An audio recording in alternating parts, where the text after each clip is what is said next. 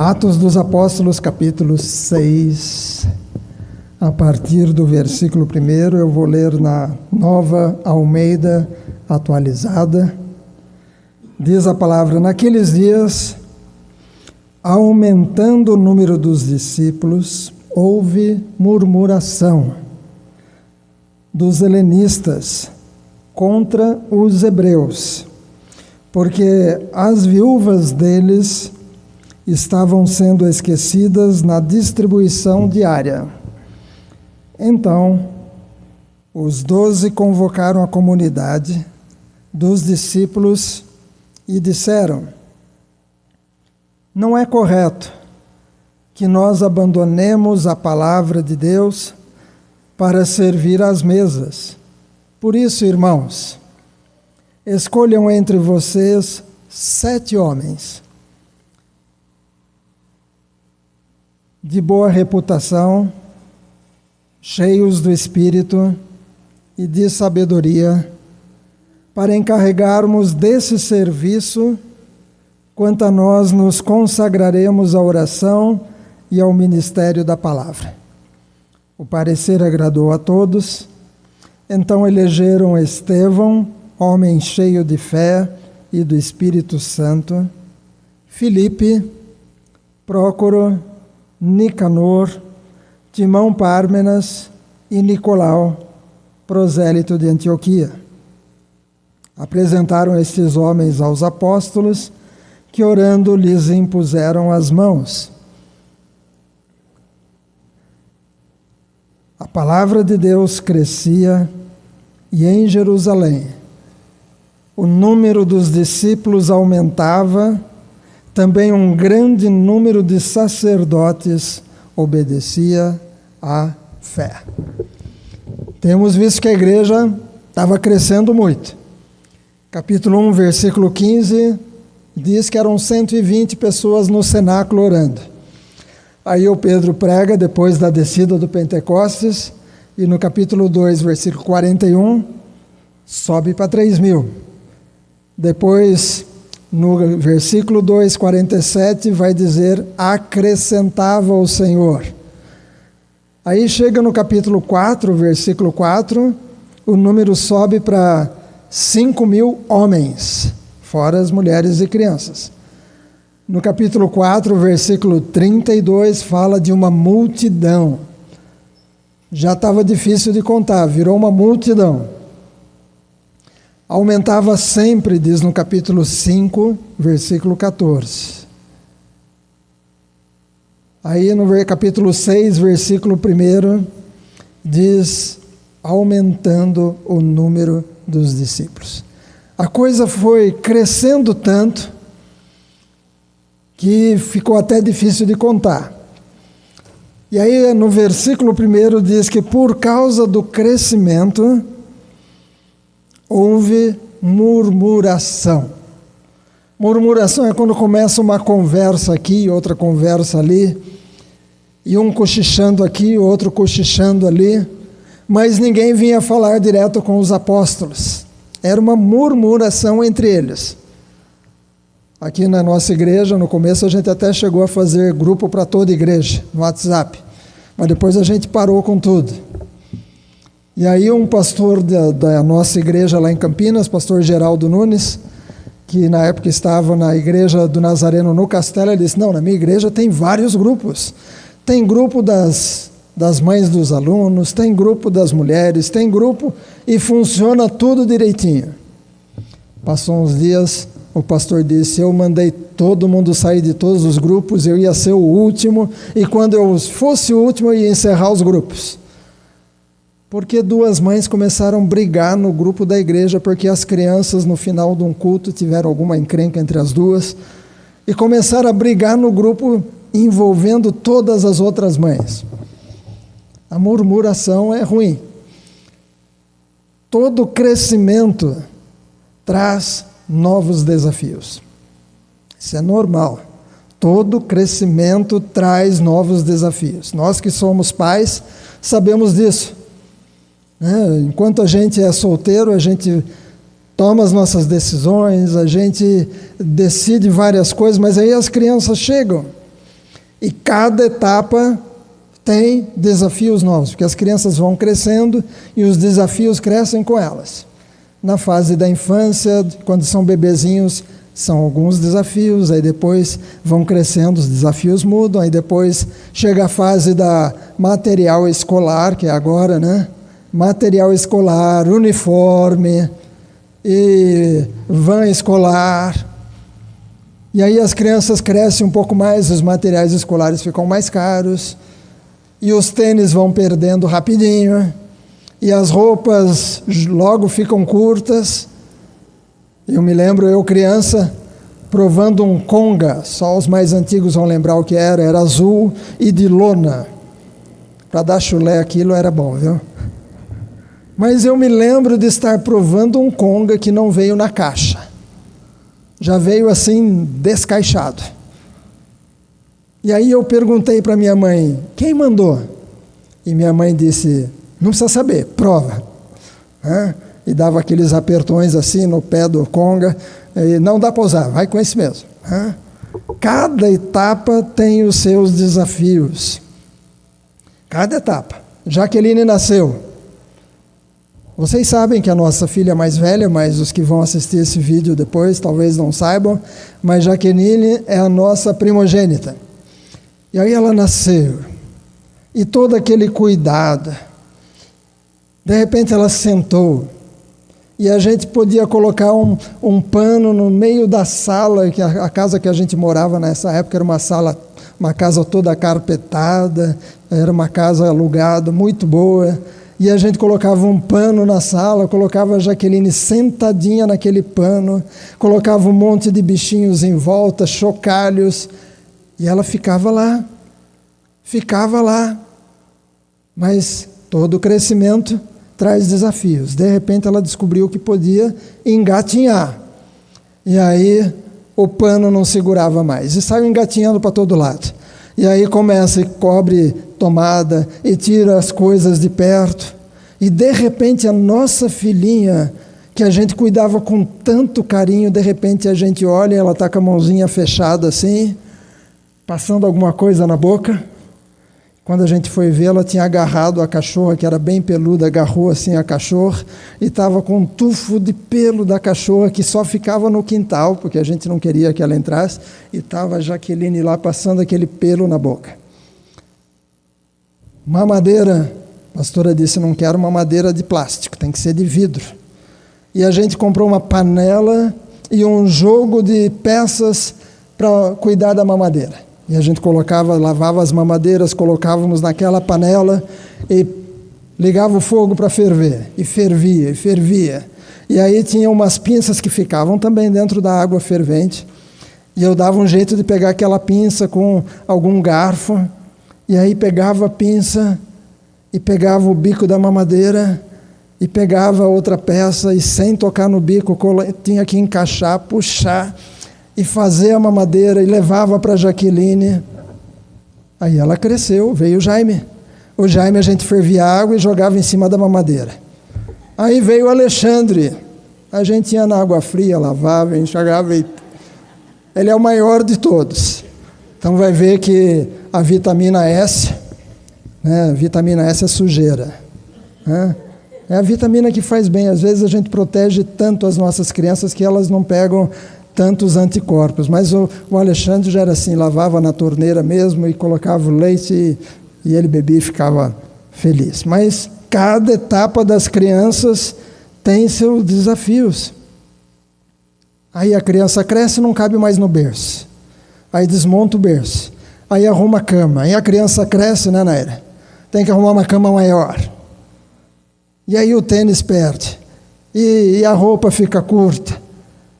Aí daqui a pouco tem faculdade, e tem não sei o quê. Cada etapa de crescimento tem os seus desafios. Com a igreja não foi diferente.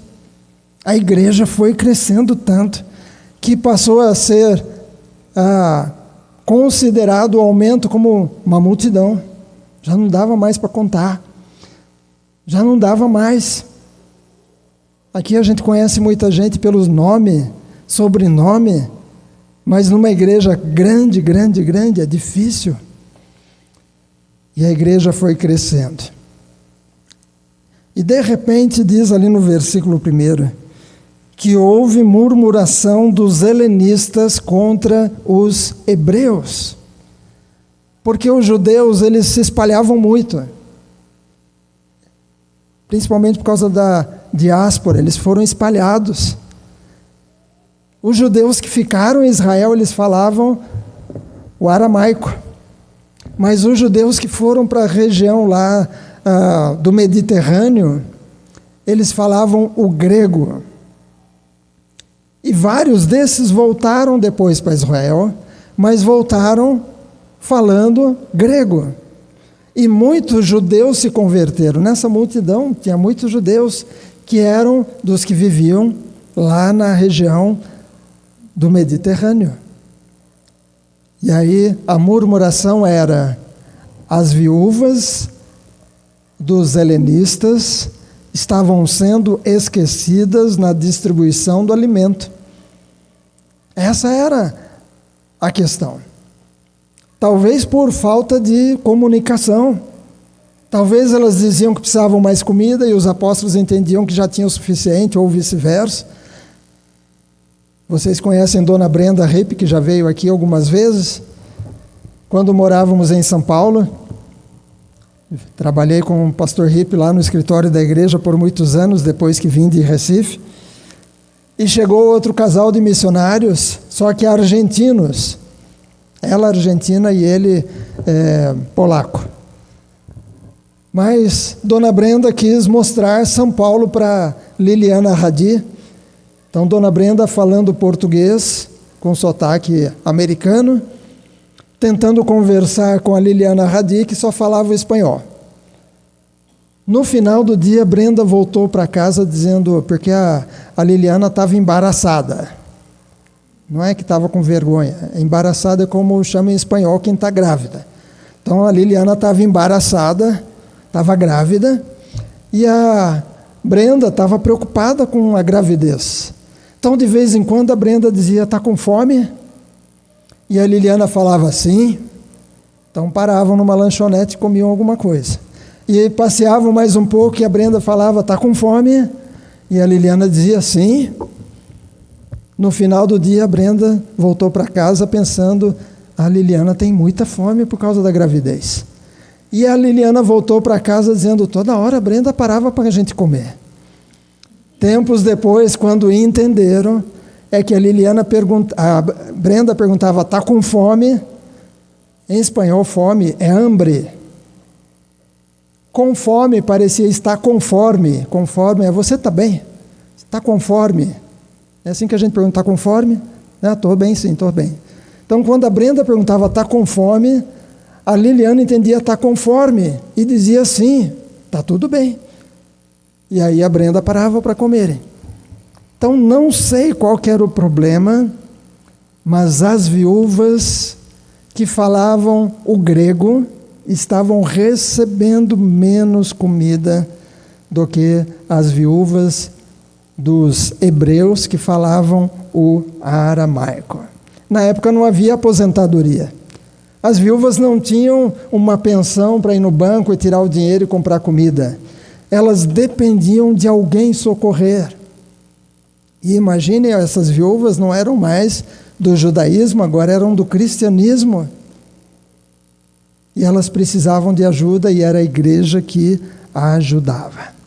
Todo crescimento traz novos desafios. Além de todo crescimento trazer novos desafios,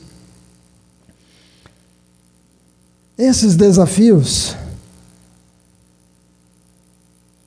nos fazem analisar a situação. A reclamação era: as nossas viúvas não estão recebendo alimento. Tem uma frase antiga que é: há males que vêm para o bem. Há males que vêm para o bem. Essa reclamação dos helenistas, eu sei que tem uma frase que o pessoal muda, não lembro como que é. Há malas que vão para Belém. Eu sabia que tinha uma frase que alguém tinha me falado, foi Floriane. tá? Há malas que vão para Belém, mas a frase certa é: há males que vêm para o bem. Essa reclamação fez os apóstolos pensarem a igreja. Porque Jesus, como eu falei semana passada, ele não explicou o que eles iam fazer quando a igreja crescesse. Quando Jesus foi embora, eram no máximo 120 discípulos que estavam lá no cenáculo. Jesus não disse: olha, quando chegar a 3.000 vocês façam isso, quando chegar a 5.000 vocês façam aquilo, e quando subir façam mais aquilo outro. Jesus não deu essa orientação. Jesus só disse que a igreja dele seria edificada. Então, essa questão da reclamação levou os apóstolos a pensarem. Não só os apóstolos, mas os helenistas também pensaram. E a conclusão que os helenistas chegaram é: as nossas viúvas não estão recebendo alimento, e a culpa é dos apóstolos. Eles não estão atendendo nossas viúvas. Do outro lado, os apóstolos também foram pensar um pouco. E eles chegaram à seguinte conclusão: sim, temos erro. E a culpa é nossa, dos apóstolos. Porque nós estamos fazendo tudo. Nós estamos pregando, estamos visitando, estamos distribuindo alimento. Eles ficaram 3 anos e meio com Jesus para aprender a ser coluna. Esse prédio está de pé por causa das colunas. Há várias colunas aqui. Você vê as paredes rachadas, mas é por causa do isopor que tem atrás desse reboque. Tá bom? Tem isopor, depois tem o reboque. Então, essas rachaduras são só dessa camadinha fina em cima do isopor. Atrás do isopor tem mais chapisco, tem tijolo e tem tudo mais, tá bom? Mas o que sustenta esse prédio são as colunas. Se a gente quiser agora abrir entre uma coluna e outra, dá para tirar. São só enchimento. Os 12 apóstolos ficaram 3 anos e meio com Jesus para aprenderem a ser colunas da igreja, e agora eles estavam distribuindo alimento para as viúvas. Na linguagem de hoje, eles estavam ocupadíssimos fazendo sopão para levar na casa das viúvas, que é o que faz hoje, né? Sopão. Ou eles estavam correndo de um lado para o outro, levando cesta básica, que não tinha na época, né? Hoje a gente sabe como é cesta básica, mas levando cesta básica, que é o linguajar que a gente conhece hoje, na casa das viúvas. E eles falaram: não está certo. Olha ali, versículo 2, então, Atos 6:2, deixa aberta a Bíblia. Atos 6:2 diz: então os 12 convocaram a comunidade dos discípulos e disseram: não é correto que nós abandonemos a palavra de Deus para servir às mesas. Não é correto. Não é correto. Precisamos fazer algo. Eles pensaram a igreja. Todo crescimento traz desafios. Desafios fazem a gente analisar as situações. E os apóstolos analisaram a situação e descobriram que tinha sim um erro. Eles mesmos estavam distribuindo os alimentos. Há muita gente que só analisa situações e acha os culpados, mas pouquíssimos analisam a situação e acham as soluções e se colocam na brecha para dizer: eu posso ajudar com essa situação. Os helenistas não chegaram para os apóstolos e disseram: olha, nossas viúvas estão sendo esquecidas e a gente pode ajudar, porque a gente sabe onde elas estão, a gente sabe conversar com elas, a gente sabe se elas têm comida ou não têm, a gente pode acompanhar nessa distribuição. Não, eles não falaram isso. Eles só reclamaram e disseram: as nossas viúvas estão sendo esquecidas. Pouquíssimas pessoas pensam a igreja, descobrem os problemas e trazem uma solução e se encaixam nessa solução. Eles não chegaram para dizer: apóstolos, vocês têm outras coisas para fazer, deixa a gente ajudar. Não, eles simplesmente disseram: resolvam. E os apóstolos disseram: precisamos consertar. Todo crescimento traz desafios, todos os desafios nos ajudam a pensar nas situações. E depois de pensar, as nossas escolhas, se elas forem acertadas, vão nos levar a um novo nível. Mas se elas forem erradas, vão fazer retroceder. Todo crescimento é assim.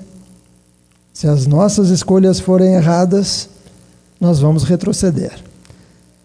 Alguns aqui gostam de plantar. Aí você pega uma semente, Elisete é uma delas, né? Tem outros aqui que plantam também. Aí você planta, casa da Jo, tem um monte de coisa no quintal dela. Alguns plantam no vaso a mudinha pequena, e aí a muda vai crescendo. E vai crescendo. Chega uma hora tem que fazer o quê? Mudar de vaso. Para qual vaso? Um vaso maior. Para dar mais espaço para a planta crescer. E põe mais uma terra nova. E cuida melhor. Só que existe um processo que é diferente. É quando a planta começa a crescer, eles pegam a planta, cortam as raízes, cortam os galhos mais fortes e plantam num vaso menor. Como é que chama esse processo? Bonsai. O projeto do bonsai é deixar a planta pequenininha, mas com a aparência de que fosse uma planta lá da floresta. Então, toda vez ela é reduzida para um vaso menor.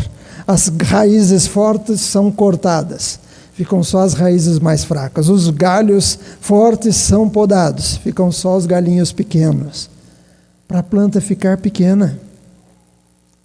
Diante dos problemas, a gente pode ou achar espaço para crescer, ou cortar os problemas e reduzir para ficar menor. Os apóstolos podiam simplesmente dizer: pronto, acabou, a partir de hoje a gente não distribui mais alimento. A partir de hoje, cada um vem buscar o seu. Quem vier, veio, quem não vier, fica sem. Não, eles falaram: a gente precisa achar uma solução. Eles podiam ter dito: a partir de hoje só para quem fala a nossa língua. Não, eles acharam uma solução. E a solução está ali no versículo 3 e 4. Depois que eles falaram que não era correto, eles abandonarem a palavra para servir as mesas, eles dizem: por isso, irmãos. Só um breve detalhe aqui. Sabe quando alguém faz um trabalho de faculdade e dá um Ctrl+C, Ctrl+V, vai na internet, copia alguma material e cola no trabalho e imprime e manda para o professor? Teve alguém que apresentou um trabalho que a primeira linha dizia: por isso, a primeira palavra do trabalho era por isso, ou seja, nem leu o trabalho, porque o por isso falava de alguma coisa que estava um pouquinho antes. Então, esse por isso é por causa da murmuração. E eles foram pensar, e eles disseram: não podemos parar a palavra para cuidar da mesa, por isso, irmãos, escolham entre vocês 7 homens. 7.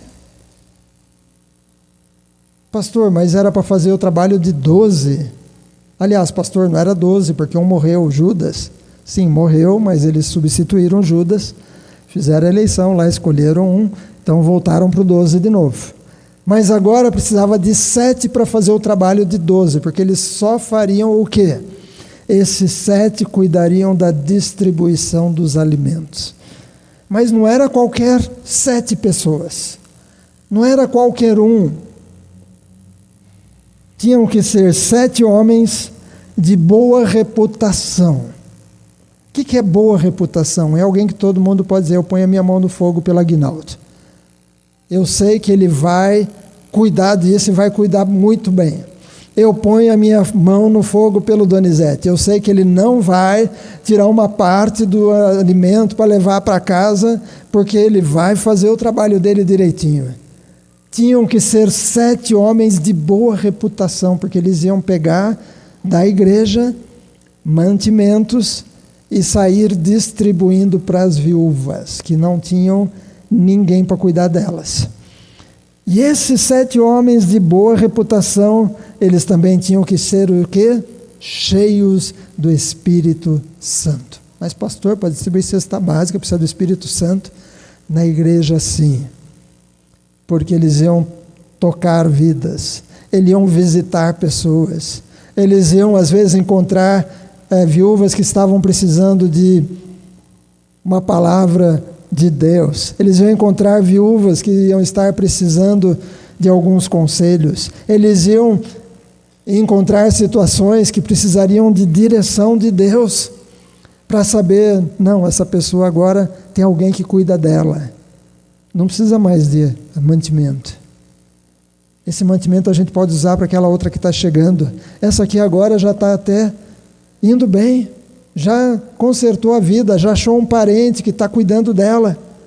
E se a gente ficar levando mantimento, ela vai jogar, vai dar para o bicho dela, vai dar para o cachorro. Então tinham que ser 7 homens de boa reputação, cheios do Espírito e de sabedoria. Precisavam ser sábios para distribuir alimento. Essa foi a direção que os apóstolos trouxeram. E os apóstolos disseram, e nós, versículo 4, quanto a nós, nos consagraremos à oração e ao ministério da palavra. Alguém pode pensar, mas só isso? Só isso? Vocês acham que é fácil preparar a mensagem para trazer?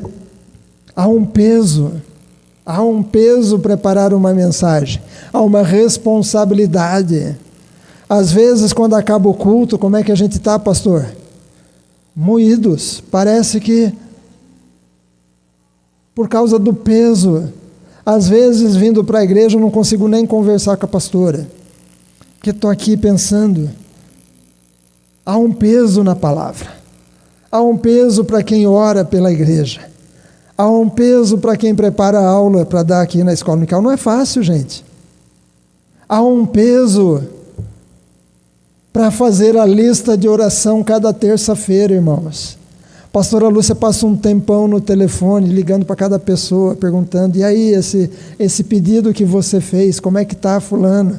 Aquela questão foi resolvida. É muito melhor quando alguém já manda antes, dizendo, pastor, aquilo ali já está resolvido. Aquela pessoa que pediu emprego já está trabalhando. Aquela pessoa que pediu para vender o carro, já vendeu o carro.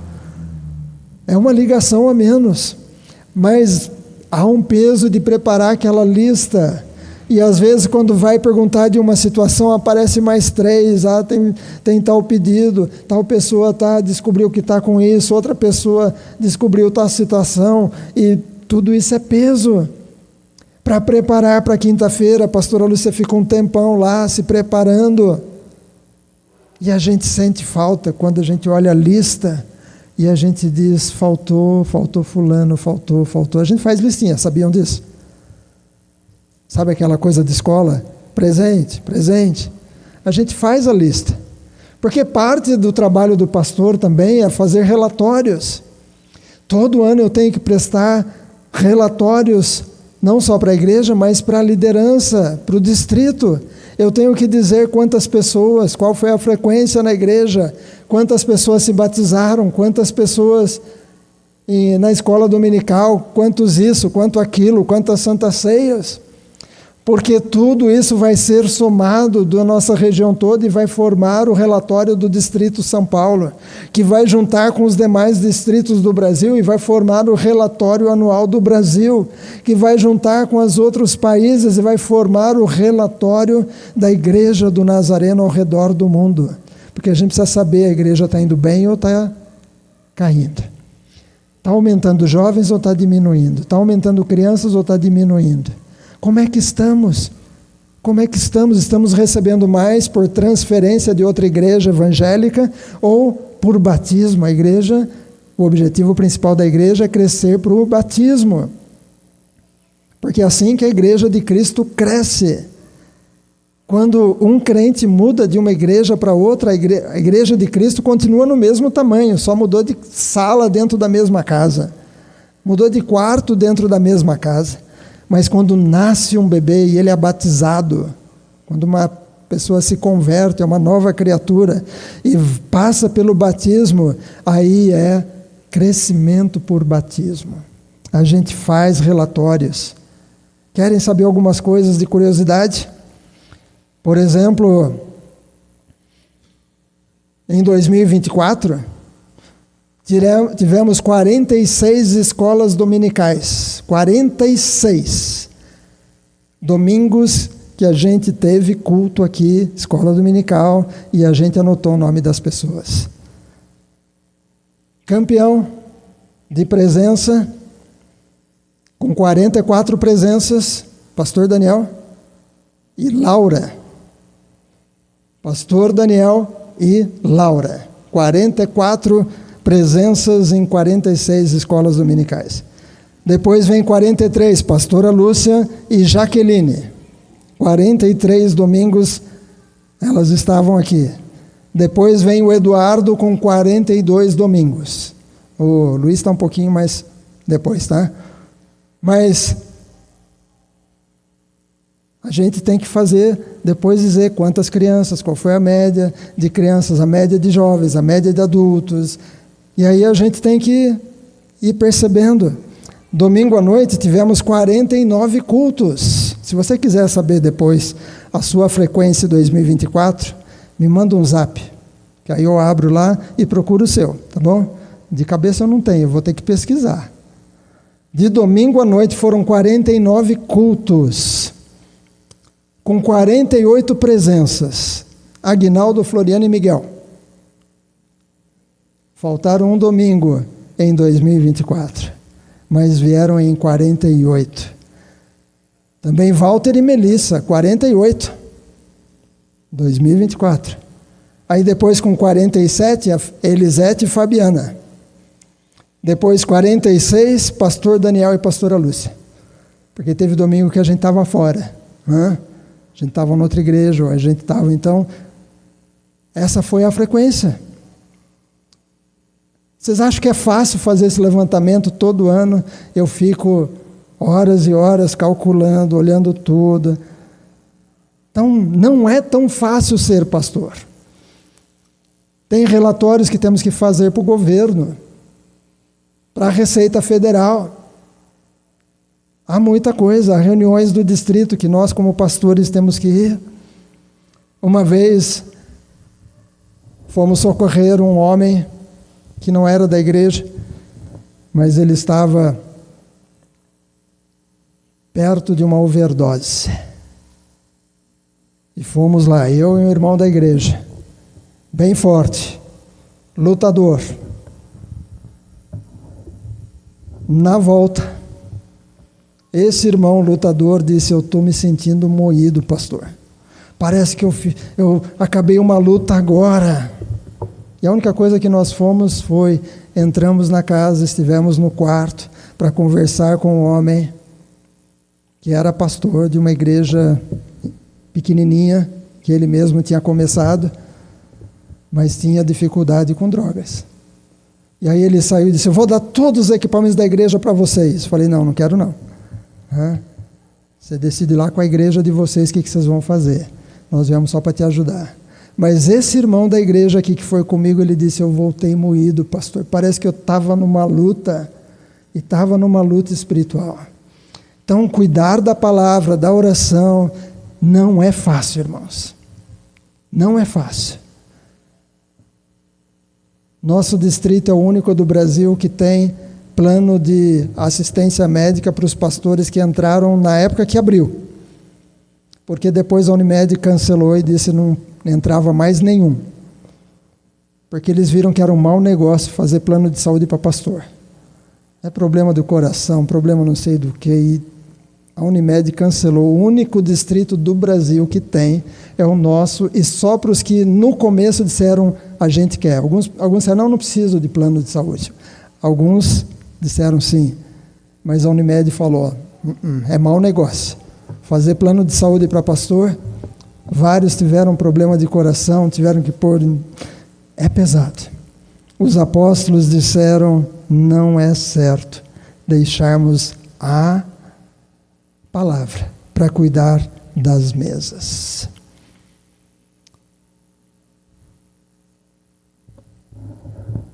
Há uma frase da nossa igreja que nós temos acompanhado o que algumas pessoas têm falado, e a frase que resume a nossa igreja é uma igreja acolhedora.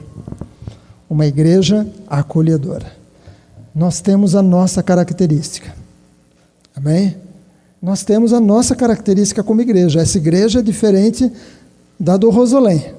É diferente da do Emaús, que é Nazareno também, é diferente da de Souzas. Cada igreja tem a sua característica. Esses dias tive uma conversa séria com alguém que estava querendo dizer que essa igreja tinha que fazer algumas coisas. Eu falei, não, a nossa característica não é essa. Mas vocês têm que fazer, não é essa a nossa característica. Nós temos a nossa característica. É fácil olhar para uma igreja e dizer, vocês têm que fazer tal projeto porque a outra está fazendo. Sim, a outra está fazendo. Se Deus mandou elas fazerem, amém, eles vão fazer.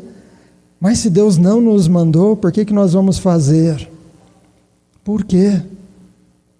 Se Deus não mandou alguém para cuidar daquele trabalho, por que a gente vai chamar alguém e dizer, agora você vai fazer isso? Deus levanta as pessoas primeiro, e depois que Ele levanta as pessoas, a gente pode começar um trabalho daquela área. A igreja pode fazer ação social? Pode. E deve. Mas não deve ser o motivo principal da igreja, senão é só mais uma ONG. O motivo principal da igreja é pregar a palavra e ensinar. E a gente ajuda as pessoas. Se a gente se ocupar agora com ação social, nós seremos mais uma ONG. A igreja tem música. Mas se a igreja for existir só para ter boa música, só para isso, sem cuidar da palavra, do ensino, vai ser só mais uma escola de música na cidade. E as pessoas vão chegar, vão aprender música, e logo vão querer sair para tocar nas bandas, para tocar em outras igrejas, para tocar nos barzinhos, mas vai ser só mais uma escola de música. O objetivo da igreja não é ser uma escola de música. O objetivo da igreja não é várias coisas que as pessoas ficam preocupadas em fazer, em montar. A igreja tem as suas razões de ser. Quando a igreja se torna uma igreja de fazer muitos eventos, e luz para lá, e luz para cá, e enfeite e tudo mais, vai ser só mais uma casa de eventos. A função da igreja é pregar a palavra e ensinar. Pastora Lúcia e eu conhecemos igreja que quando tinha aniversário, fazia um cartaz dizendo, pastor fulano vai vir pregar, e o irmão fulano da igreja vai cantar. No ano seguinte, a igreja queria alguém mais. Aí era o outro pastor e outra pessoa que ia cantar. No outro ano, outro pastor, outro cantor. Outro pastor, outro cantor. Cada ano tinha que... Não, a igreja não é essa a razão da igreja. A igreja existe para ensinar, pregar e orar. Se a igreja cuidar disso bem cuidado, ela vai fazer ação social como algo secundário. Ela vai ter música como algo secundário, vai ter ensino de profissões como algo secundário e tantas outras coisas como secundário, mas o principal é a palavra. Volte para a palavra aí. Versículo 5 diz: o parecer agradou a todos, então elegeram Estevão, homem cheio de fé e do Espírito Santo, Filipe, Prócoro, Nicanor, Timão, Pármenas e Nicolau, prosélito de Antioquia. O Estevão se destacou, mas os outros também eram. Tinham que ser homens, o quê? Cheios do Espírito Santo, cheios de sabedoria e boa reputação. É interessante que todos esses 7 homens têm nome grego. Tem nome grego. Porque eles perceberam a necessidade. E a igreja disse, então vamos colocá-los. Quando meu pai era superintendente, tinha um pastor novinho, que na reunião às vezes dizia: pastor Joaquim Lima, eu acho que o nosso distrito deveria fazer tal coisa. E aí os demais aprovavam, aí meu pai corria atrás daquilo para resolver. Na outra reunião, esse mesmo jovenzinho dizia: pastor Joaquim Lima, o nosso distrito precisa fazer tal coisa. E aí meu pai corria atrás e resolvia aquilo. Depois de um tempo, quando essa mesma pessoa dizia: pastor Joaquim Lima, o nosso distrito precisa fazer tal coisa, meu pai dizia: ótima ideia. Quantos aprovam que o pastor fulano cuide disso? E todo mundo aprovava. E aí ele tinha que fazer. Né? Aí resolveu o problema, porque ele pensava antes de dar a ideia, né? Porque ia sobrar para ele a ideia que ele desse. Os hebreus, os helenistas, a partir daquele dia, esses 7, aí eles foram descobrir que não era tão fácil distribuir os alimentos. Porque quando eles iam entregar o alimento e perguntavam: está tudo bem? E geralmente a resposta é o quê? Dói aqui, dói ali, quebrou aquilo, o gato sumiu e não sei o quê. E aí os helenistas começaram a dizer: puxa vida, os apóstolos que faziam isso antes, além de ter que cuidar da palavra, além de ter que orar por nós. Todo crescimento traz desafios, todo desafio nos ajuda a pensar. E quando pensamos, se nós escolhermos bem, nós vamos subir para um outro patamar. Se nós escolhermos mal, nós vamos retroceder. E eles escolheram tão bem, que diz, versículo 6, apresentaram estes homens aos apóstolos, que orando lhes impuseram as mãos, ou seja, dando autoridade para eles. Agora esses 7, você precisa de cesta, fala com eles. Se você tem alimento para doar, fale com eles. Eles têm autoridade para tomar a decisão que eles decidirem, está decidido. E diz no versículo 7, a palavra de Deus crescia em Jerusalém, o número dos discípulos aumentava. Também um grande número de sacerdotes obedecia à fé. O que mudou dessa vez? Sacerdotes que eram de lá do templo dos judeus. Agora, acho que observando e dizendo: esse grupo aí está sério. Agora tem até equipe para distribuir cesta básica. Esse grupo não está de brincadeira, não. Gamaliel falou que se fosse do homem ia acabar, mas se fosse de Deus ia crescer, e está crescendo, e eles estão. Alguns sacerdotes que eram de lá do templo se converteram e se tornaram discípulos. E aí, passaram a ser sacerdotes no cristianismo? Não. Agora eles eram cristãos como os outros. Tiveram que aprender desde o comecinho o que Jesus ensinou e as outras coisas. Talvez alguns depois de sacerdotes viraram também pregadores, evangelistas, não sabemos, mas nesse momento muitos sacerdotes se converteram. Tudo começou com o quê? Um desafio. Nós temos os nossos desafios aqui. Vamos ficar em pé. E vamos orar para que Deus nos ajude com os nossos desafios. Os desafios dessa igreja são diferentes dos desafios do Rosolém, que são diferentes dos desafios da Nazareno Central de Campinas.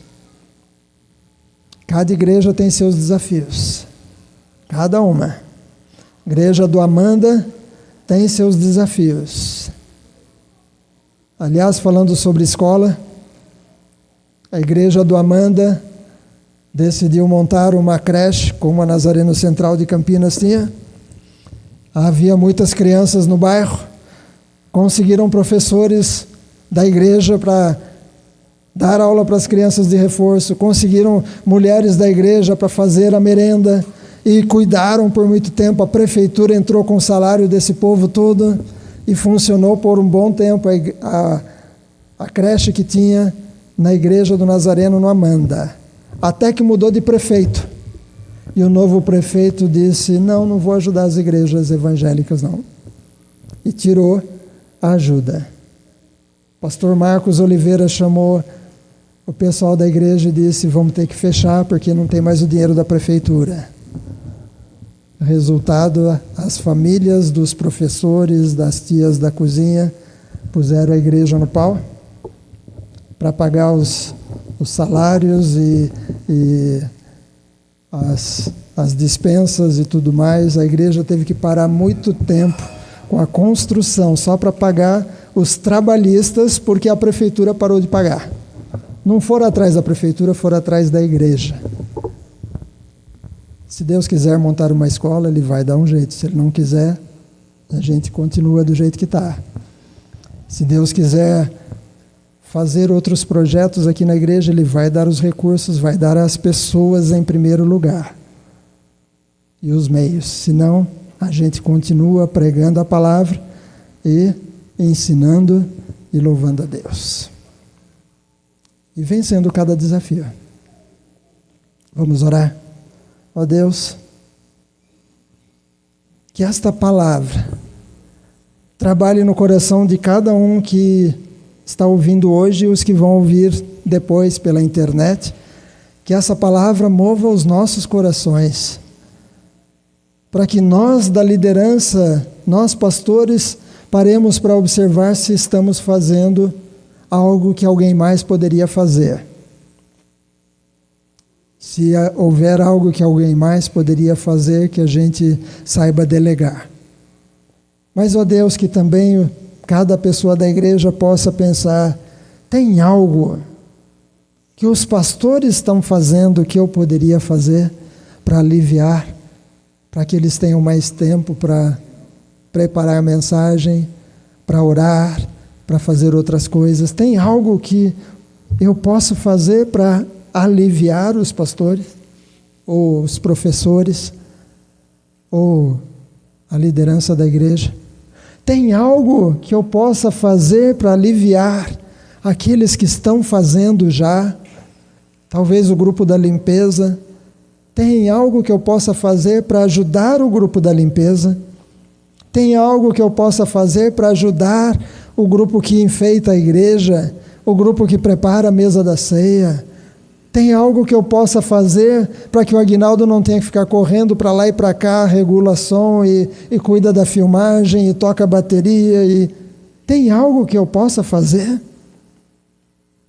Se tiver, Deus, me mostra e me ajuda a me colocar à disposição, para que a igreja cresça mais, para que a igreja possa se expandir. Obrigado porque o Senhor não escondeu esse problema na igreja lá em Atos.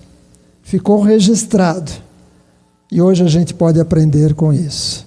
Hoje nós, como Nazareno Adelaide, podemos olhar e dizer, Deus, e nós como estamos? Em nome de Jesus que eu oro e te agradeço. Amém. Hoje é tempo de Santa Ceia.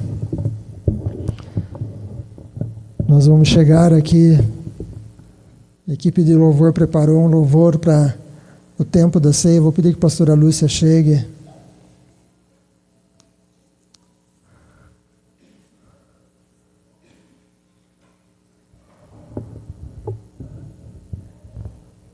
Pastor Macedo vai estar no louvor aqui.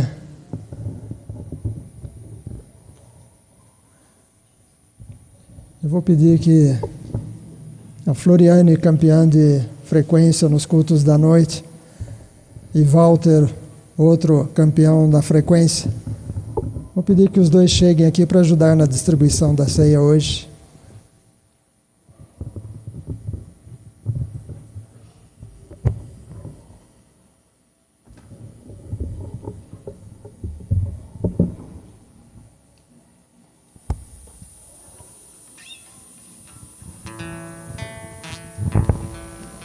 Só um lembrete. Lembre que todo domingo de ceia é dia de trazermos alimentos para a cesta básica. Nós estamos arrecadando alimentos para a cesta básica. Então lembre, se você não trouxe hoje, traga no próximo domingo. É importante participarmos e colaborarmos com aqueles que precisam. Amém. Jesus, na noite em que ele foi traído, ele pegou o pão, ele deu graças, ele partiu e deu para os discípulos, dizendo: isso é o meu corpo que é partido por vós.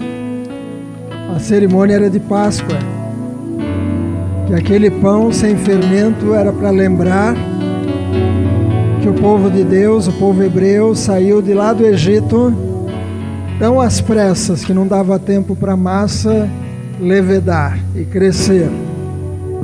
Eles saíram da escravidão do Egito.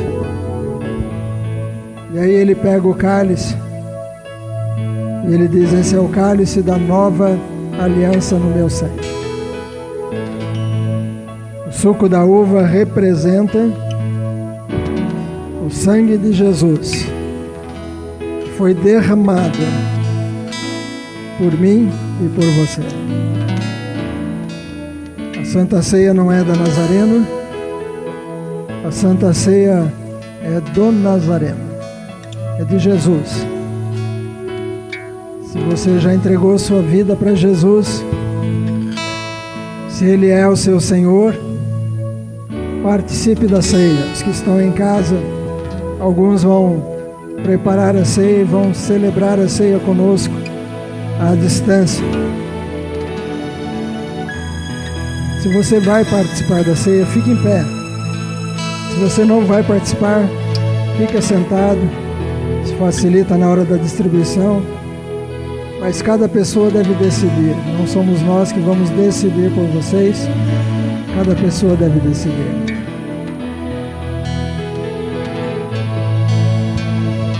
Deus, nós consagramos a Ti esses elementos, o suco e o pão sem fermento. Nós declaramos elementos puros, elementos consagrados, elementos santos. Ao fazer parte da ceia, eles são santos, porque o nosso Deus é santo. Amém.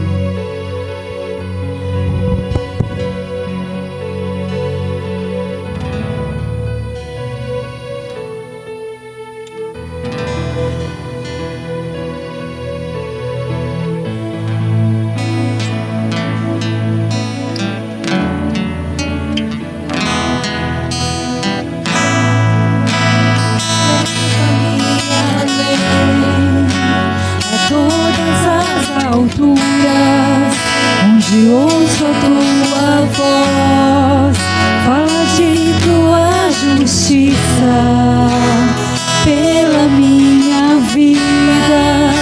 Jesus, este é o teu sangue.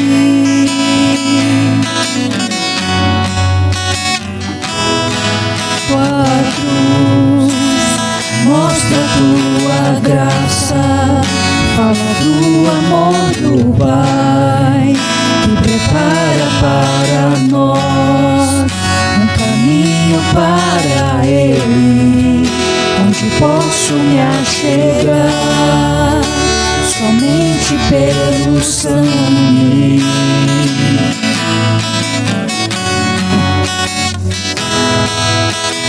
Que nos lava dos pecados e nos traz restauração.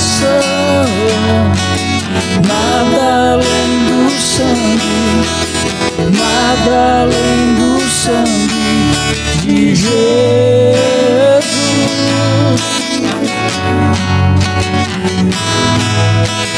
Que nos faz brancos como a neve, aceitos como amigos de Deus.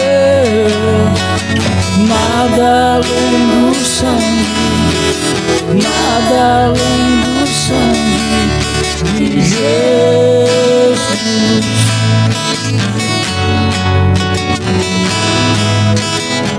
Deus, mostra a tua graça, fala do amor do Pai, que prepara para nós um caminho para Ele, onde posso me achegar somente pelo sangue.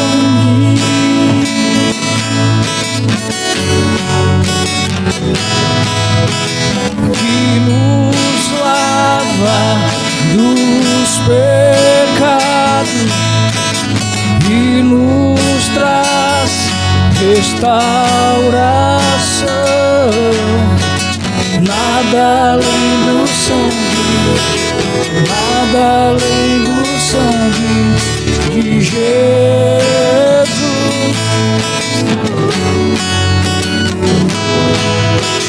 Que nos faz brancos como a neve, aceitos como amigos de Deus.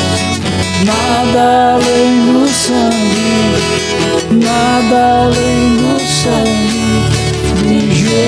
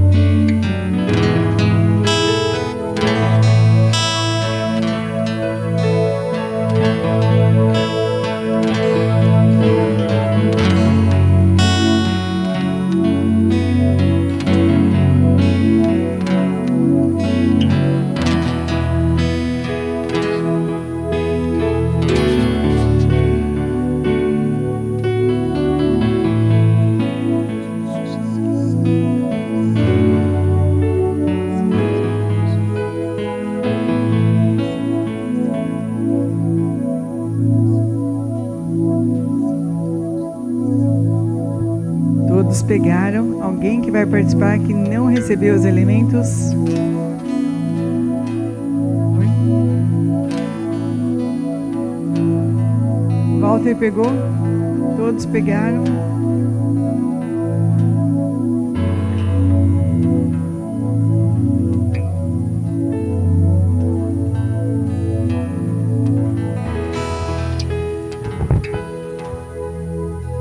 Esse é o mais nasasauro do Adelaide.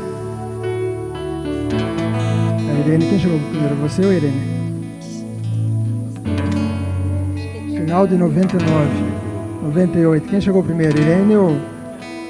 Não lembra, né? Ele chegou primeiro, né? Todo mundo fala que Aguinaldo é o mais nasasauro aqui do Nazareno Adelaide.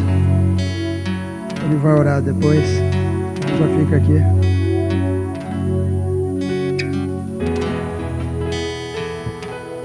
Você tem um pãozinho, símbolo do corpo de Cristo. É símbolo, não é o corpo, ele representa o corpo de Cristo. E nós lembramos que Cristo morreu por mim, morreu por você, faz muita diferença. Quero te convidar a comer e ser agradecido.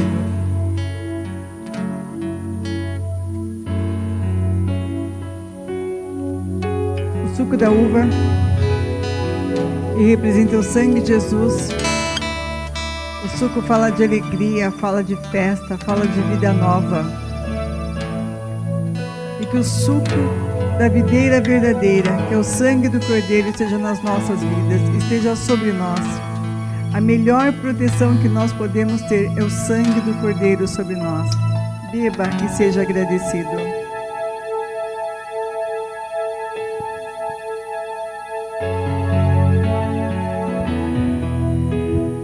Pai, nós te agradecemos pela tua bondade e misericórdia para com nossas vidas, Senhor. Pedimos, Senhor, nos guarde, nos abençoe, continue nos abençoando, Pai. Abençoe cada um que está aqui nessa noite, Senhor. E pelo privilégio que temos, Senhor, de estarmos em comunhão como igreja do Senhor, a qual o Senhor se entregou para salvar-nos, ó Pai. E se há alguém aqui nessa noite que queira entregar a vida para Jesus, que não deixe para amanhã, mas que faça isso hoje. Que o seu sangue, que é suficiente, ó Deus, sobre as nossas vidas, venha sobre nós, trazendo cura, trazendo salvação em primeiro lugar, Pai. Nós te agradecemos, Senhor, porque o Senhor é conosco e até aqui o Senhor tem nos ajudado, Pai. E pedimos que o Senhor continue, ó Deus, conosco nessa caminhada, ó Pai. Um dia estaremos juntos do Senhor, ó Pai. Em nome de Jesus, amém.